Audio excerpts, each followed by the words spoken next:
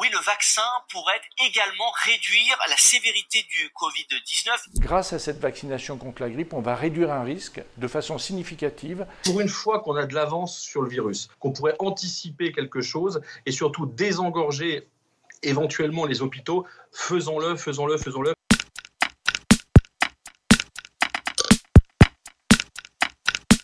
Alors non, stricto sensu, le vaccin contre la grippe protège contre la grippe. Il ne protège pas contre le Covid-19.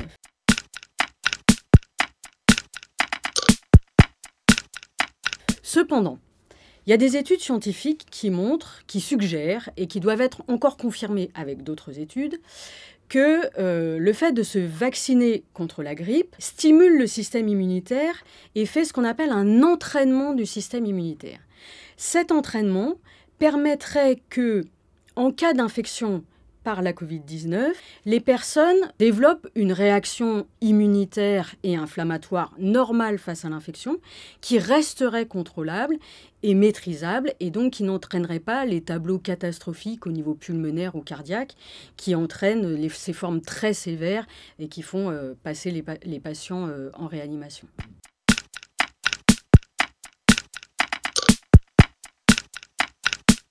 Non, c'est pas du tout ça l'immunité croisée. L'immunité croisée, ce serait, lorsqu'on aura un vaccin contre le SARS-CoV-2 qui donne cette maladie, la Covid-19, ce serait un vaccin qui protégerait peut-être en même temps contre les autres coronavirus. Aujourd'hui, on ne sait pas s'il existera une immunité croisée contre les autres coronavirus. Mais en tout cas, cette notion d'entraînement du système immunitaire n'a rien à voir avec une immunité croisée.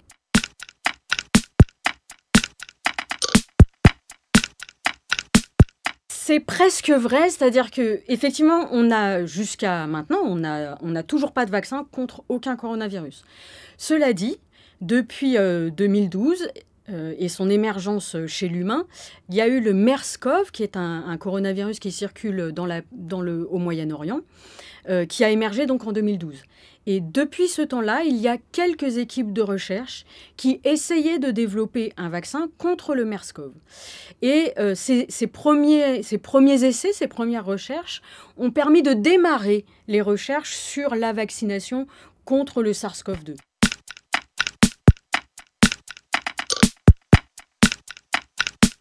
Quand un nouveau virus émerge, quand on décide de faire un nouveau vaccin contre un virus pour lequel il n'y avait pas de vaccin, en dehors d'une pandémie, il faut 10 ans pour faire un vaccin.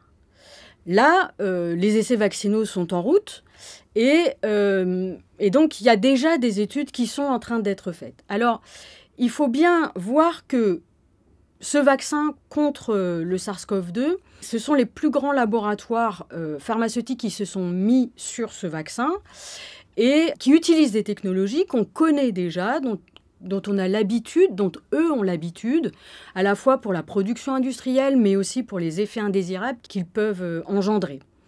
Donc ça, c'est déjà un petit peu rassurant. Mais par ailleurs, il faut quand même suivre toutes les étapes d'un essai clinique. Il y a une phase 1, une phase 2, une phase 3.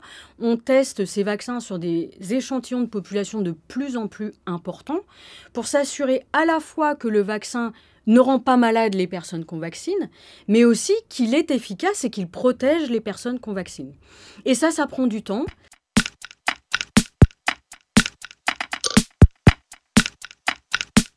Je ne sais pas si vous vous souvenez, mais quand la pandémie a démarré, en février-mars 2020, on disait tous, le vaccin, il faudra un an et demi pour avoir un vaccin opérationnel et efficace pour cette pandémie. Ben voilà, au printemps, on sera à un peu plus d'un an après le début de la pandémie. Donc je pense qu'effectivement, c'est une échéance raisonnable et j'espère qu'on pourra effectivement au printemps bénéficier de ce vaccin.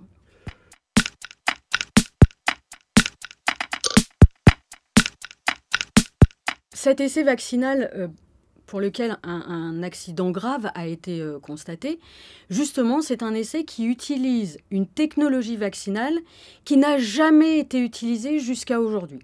On a pris le prétexte d'un nouveau virus, d'un nouveau vaccin, pour essayer une technologie qu'on ne connaissait pas.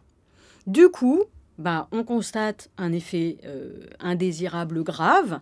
Et du coup, effectivement, moi, personnellement, je serais plus prudente vis-à-vis de ces vaccins-là. En revanche, j'aurais moins d'a priori sur les autres vaccins qui utilisent des technologies vaccinales éprouvées depuis de longues années, que ce soit basées sur des adénovirus atténués, basées sur la vaccination contre la rougeole, par exemple, ou d'autres outils qui sont actuellement en test.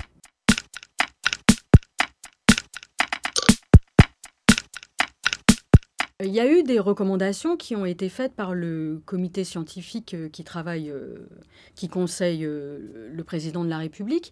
Et parmi ces recommandations, il était recommandé notamment de vacciner peut-être dans un premier temps les professionnels de santé et les populations les plus exposées dont on sait maintenant qu'on a absolument besoin de ces métiers pour faire fonctionner notre économie.